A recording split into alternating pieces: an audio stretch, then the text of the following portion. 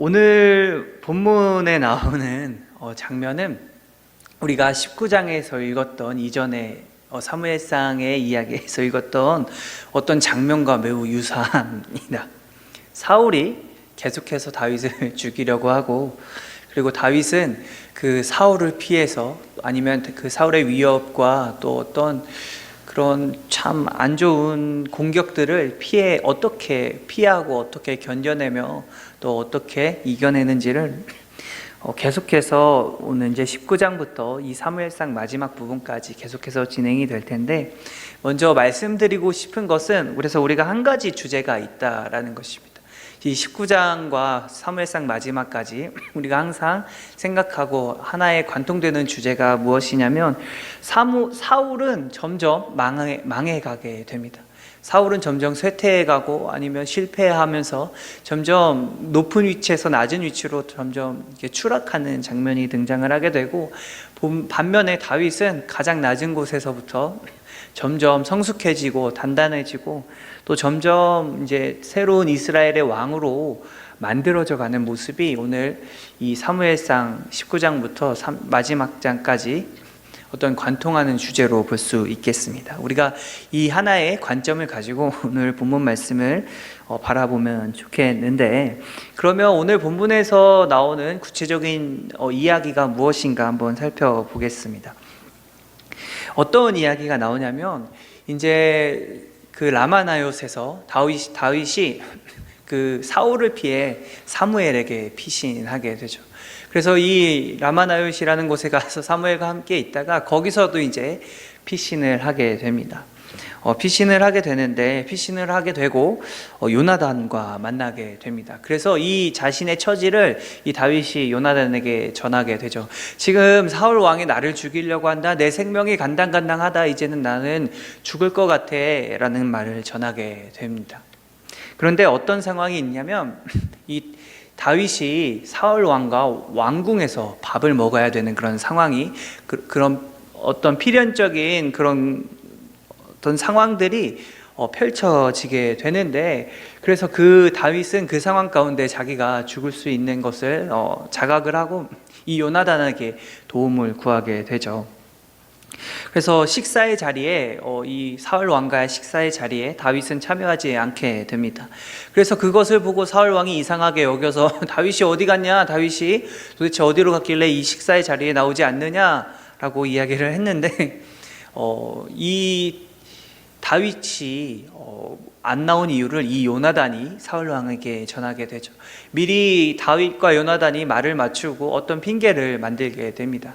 그리고 특별한 게 또 충분히 납득할 수 있을 만한 핑계를 대고, 다윗이 그렇게 하여서 베들레헴으로 갔습니다. 이 식사의 자리에 참여하지 못합니다 라고 그런 말을 전하게 되죠. 그런데 그 이야기를 듣고 이제 이 사울이 요나단에게 말을 하게 됩니다. 그게 어떤 본문이냐? 오늘 첫 번째 30절 말씀으로 시작하게 되죠.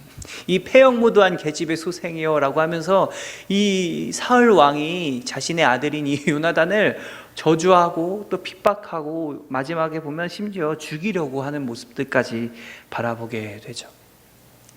그래서 그 사울 왕이 진짜로 자신의 친구인 다윗을 죽이려고 한 것을 안 요나단은 또 다윗과 사전에 약속된 대로 그 특별한 신호를 보내게 됩니다. 함부로 다윗과 만날 수가 없고 또 함부로 접촉할 수가 없었던 상황이기 때문에 그 이전에 약속한 신호를 만들게 되는데 화살을 쏘게 되죠. 그래서 오늘 말씀을 보면 이 화살을 어떻게 쏘는지가 되게 중요한 신호였는데, 그 신호가 오늘 말씀에 나오게 되죠. 내 앞쪽에 있다. 화살이 아이 보고 화살을 쏘고 그 화살을 아이 보고 주워오라고 이야기를 하는데, 그 아이 위를 지나쳐 앞쪽에 화살을 쏘게 되죠. 일부러 그랬던 그런 신호였다라는 것입니다. 그러면서 네 앞쪽에 있다. 화살을 빨리 주워라, 지체 말고 다름질해라 라는 소리를 이 아이에게 지르게 되죠.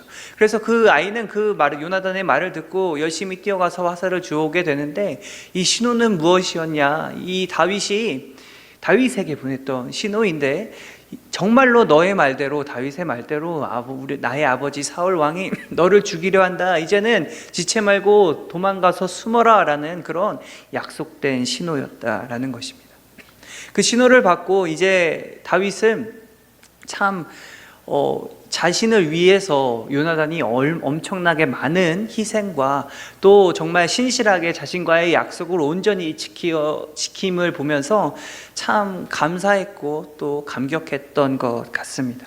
그리고 그런 좋은 친구, 정말 가족과 같은 사람을 떠나야 되는 그런 이별의 상황이 참 슬펐던 것 같습니다. 그래서 이 아이 보고 요나단이 이 아이를 자기의 무기를 주고 이제 다시 성읍으로 돌아가라고 하고 어떻게 보면 마지막 이별의 장면이, 다윗과 요나단의 이별의 장면이 오늘 42절까지의 말씀입니다. 그런데 특별하게도 오늘 42절까지의 말씀을 보면 여호와의 이름 앞에, 또 여호와 앞에서 이 다윗과 요나단이 참 깊은 우애와 우정을 나누게 되는데, 그런데 특별한 언약을 맺는 것을 볼 수 있습니다.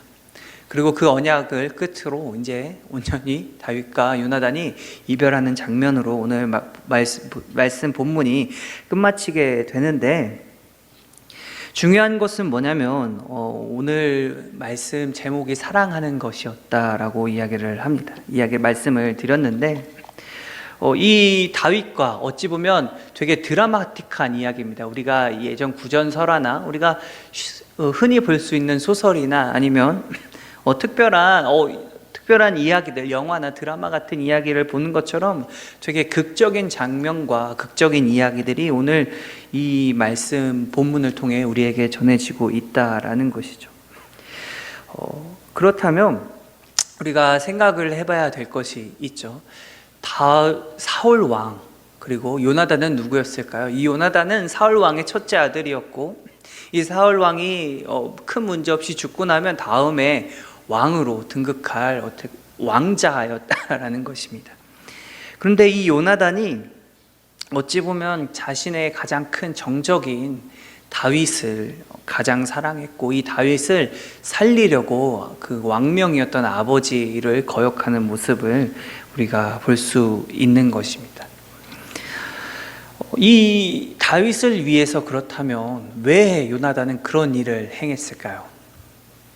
왜 요나단은 그렇게 다윗을 한 번도 아니고 지금 두 번씩이나 살려주는 모습을 볼 수 있죠. 자신의 어떻게 보면 모든 것들을 활용을 해서 내가 할 수 있는 최선을 다해서 이 다윗을 살려주려는 그런 모습을 보여주고 있다라는 것입니다.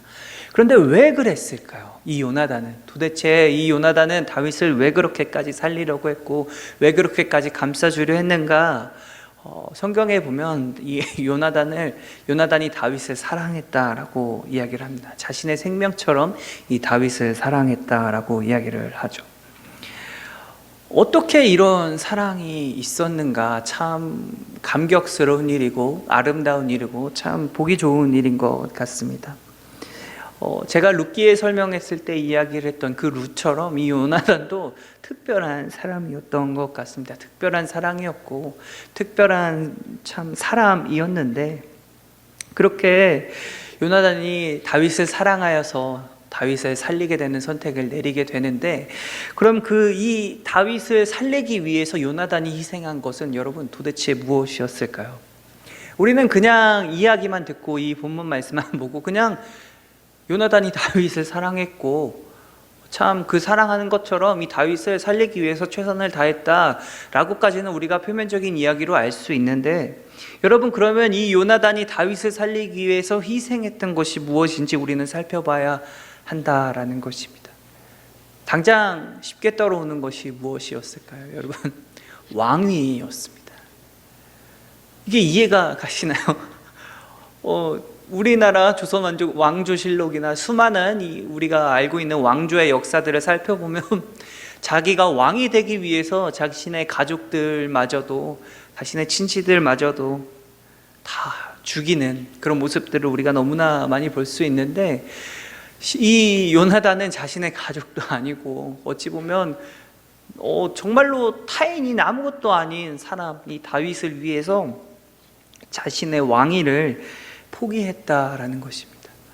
어떻게 이 왕위를 포기했다라는 것을 알 수 있을까요?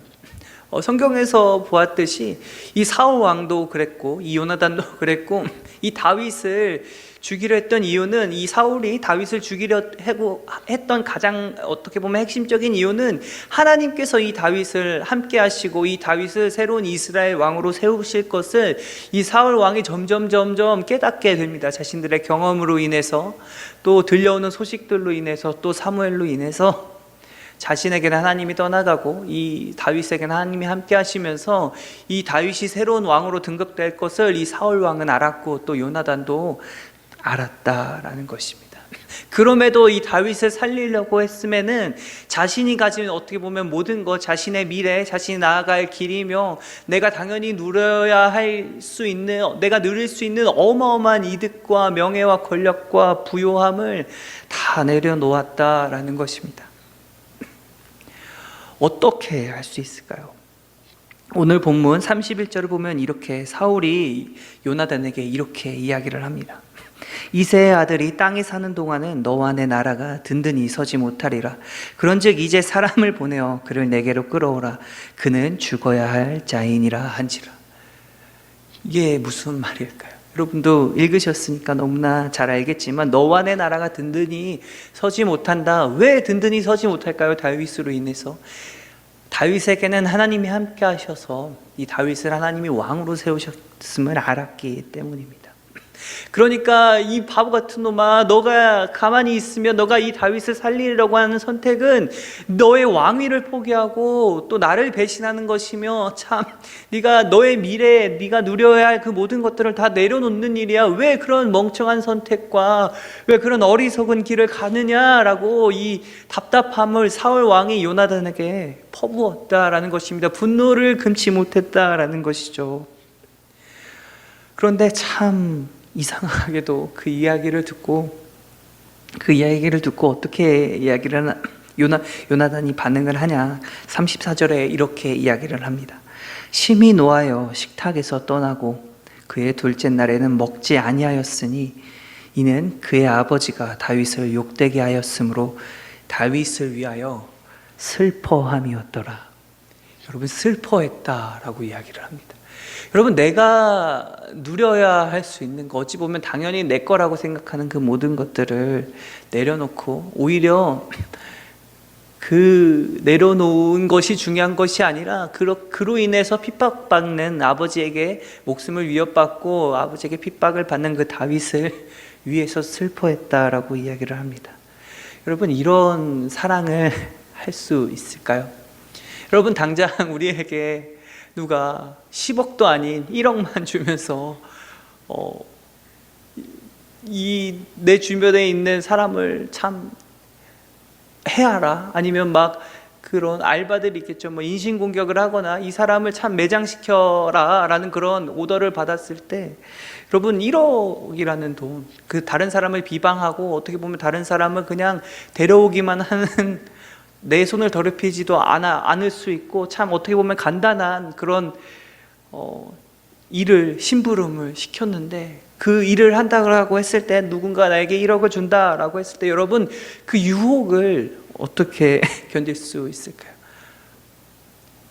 여러분, 우리가 이렇게 왕미, 어떤 명예, 부요한 권력 이렇게 생각하면 참 쉽지만, 여러분, 현실적으로 내가 한 번만 불법을 저지르면 나에게 10억을 준다고 해봅시다.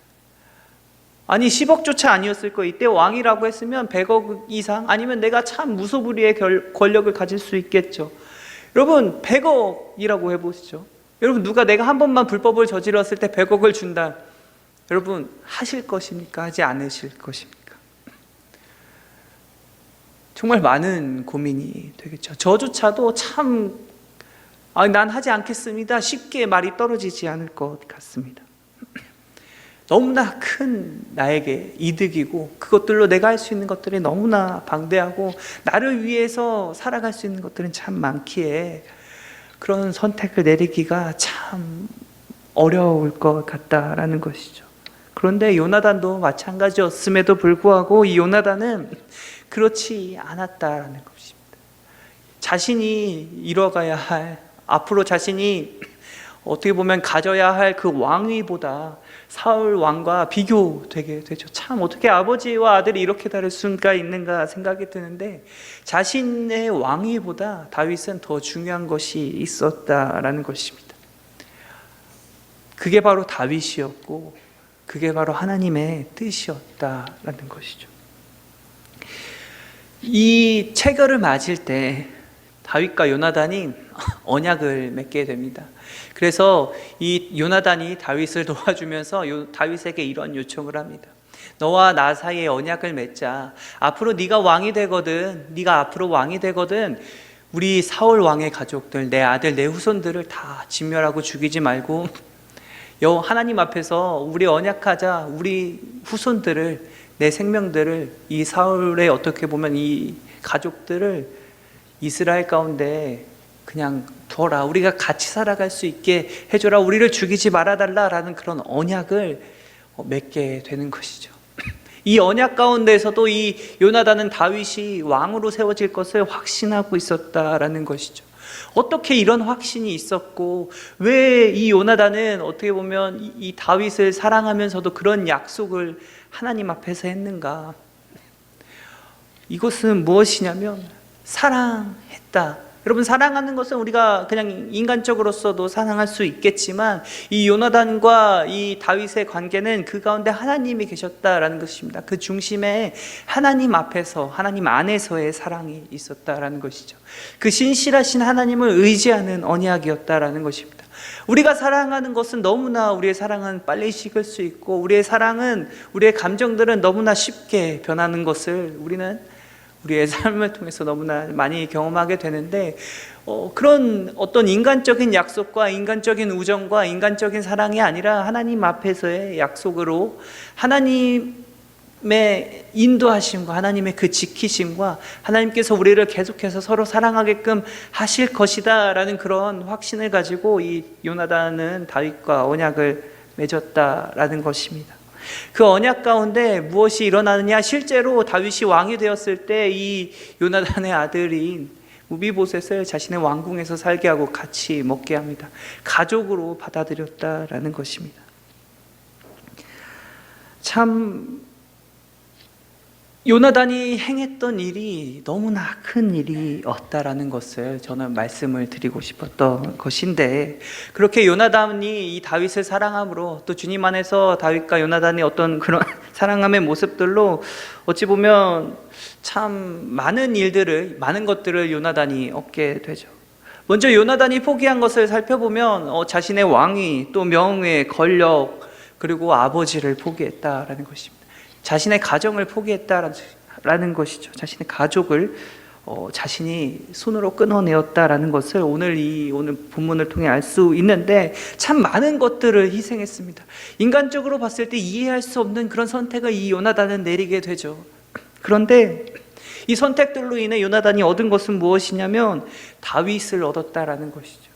다윗은 차세대 하나님께서 세우신 이스라엘의 왕이었고, 또 자신의 생명뿐만 아니라 자신의 후손들의 생명까지도 얻게 되었으며, 그리고 자신의 살아가는 그 날 동안에 하나님의 인도하심과 하나님의 사랑과 하나님의 은혜를 경험할 수 있게 되었다라는 것입니다. 하나님의 뜻이 어디 있는지를, 하나님이 어떤 분이신지를 이 요나단이 알 수 있게 되었다라는 것이죠. 여러분, 이게 참 큰 은혜다라는 것입니다.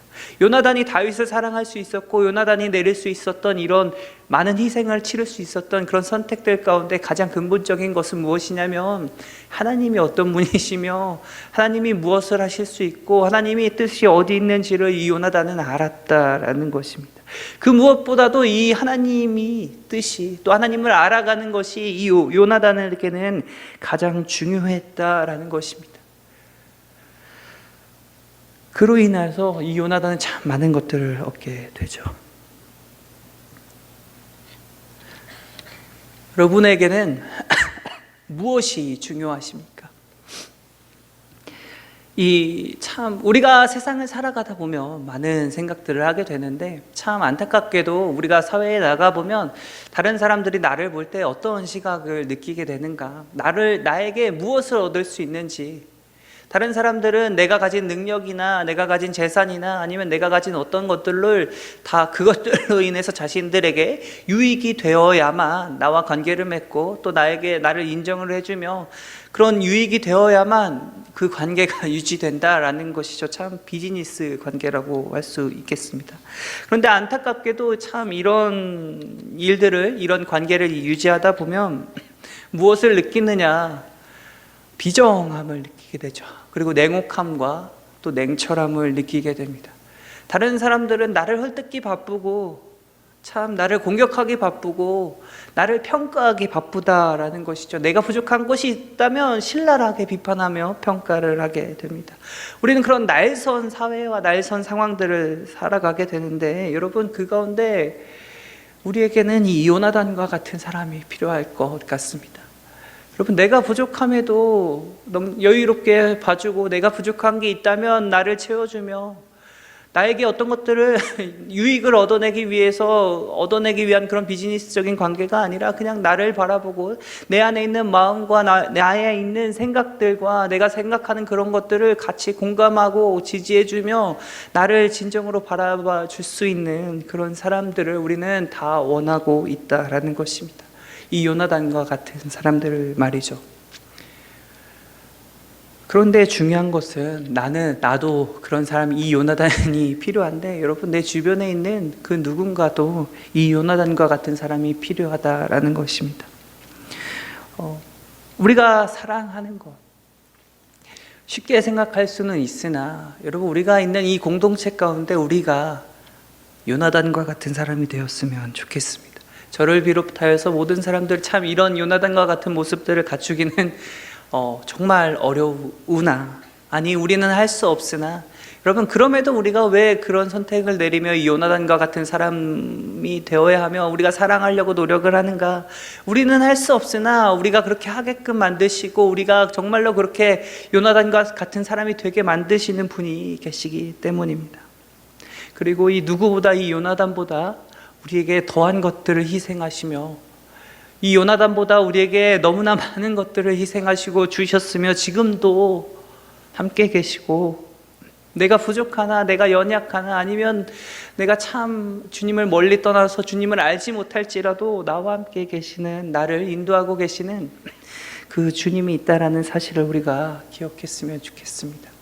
그리고 그 주님 가운데 우리가 이 요나단처럼 서로 사랑하는 것이 우리가 이 요나단처럼 서로를 챙겨주고 또 이끌어주며 또 요나단과 같이 서로를 지지해주는 것이 우리를 향한 하나님의 뜻이고 또 하나님께서 원하시는 일이라는 사실을 기억하시길 간절히 소망합니다.